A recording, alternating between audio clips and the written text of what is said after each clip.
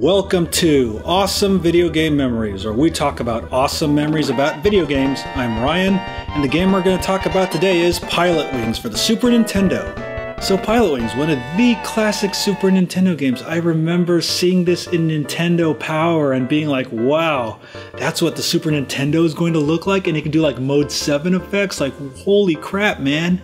So a lot of people accuse this game of being a tech demo for the Super Nintendo. If this is a tech demo, give me a lot more tech demos, because this was one hell of an awesome tech demo.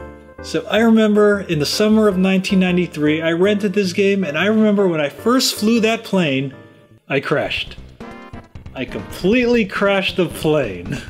Yeah, there was a time I did go to the school in Pilotwings.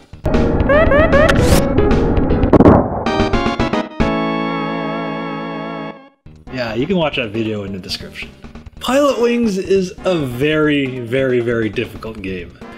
Like, I remember when I first rented it, I only got as far as the first hang glider level, I think, which was the 4th level.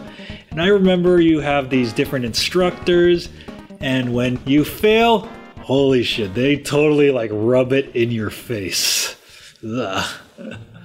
Hey, my grades in this game weren't that much different than my actual grades at school. Yeah. But also, what was great about this game is when you crashed, it was hilarious. Like, I remember when you fly the plane and you crash it, and then you can skid and you crash against the wall for an extra explosion. And then when you're trying to parachute, and if you don't pull your parachute, you make like a Looney Tunes hole in the floor. Like, hey, this is Wile E. Coyote Simulator. And then when you try the rocket belt and you crash, you blow up and you look like something out of a cartoon rather than your body parts being spread around. Although the hang glider, I think, is the most tame of the crashes, but you still look very funny. I used to call this game America's Greatest Flying Accidents on the Super Nintendo.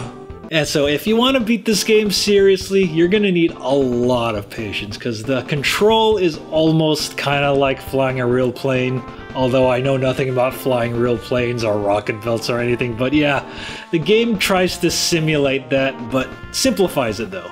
But you can't play this game expecting to be good at it at the beginning. You have to practice this game a lot.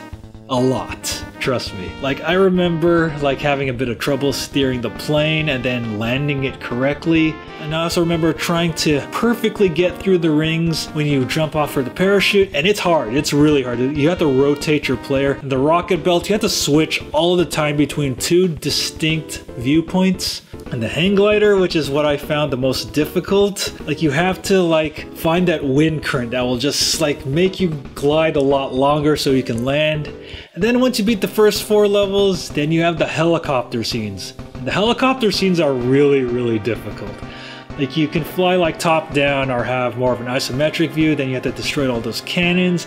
And you have to clear a whole bunch of cannons before you can even land and rescue the hostages. And of course, once you beat the first 4 levels plus the first helicopter, you get to play it at night. Pilotwings at night, or more like Pilotwings Pro, which definitely ups the challenge a lot. So if your patience was being trying for the first 4 levels, it's gonna really be put to the test. I remember my first rental, I could not beat this. But the good thing is they put passwords in this game, which made it a lot easier. I remember jotting down all those passwords after I beat a level, so I remember still having my password list from when I rented the game. And then I remember renting it again before the end of the summer of 1993, and I still have my passwords. Then I got the passwords for the next set of levels, and then the last helicopter level, which was really hard because it was at night. And then I remember when you beat that, one of the instructors is crying and he's like, "You rescued my brother who was one of the hostages!" And then you're being commemorated. You see your instructor's like, "Did it, man. You did it." It's so satisfying beating Pilotwings. This is a very fucking hard game. And also, Pilotwings got sequels on the N64 and the Wii and the 3DS, which I will cover in future Awesome Video Game Memories videos. Yeah, so Pilotwings on the Super Nintendo, yeah, this game isn't like really expensive if you want to get the original cartridge, but also it's also available on the Virtual Console if you want to get it for cheaper. Yeah, so that wraps up this episode of Awesome Video Game Memories on Pilotwings, and if you have any memories about this game, make sure to leave those in the comments below. Take care. Hey guys, want to see us play games? Check us out at twitch.tv/BattleGeekPlus.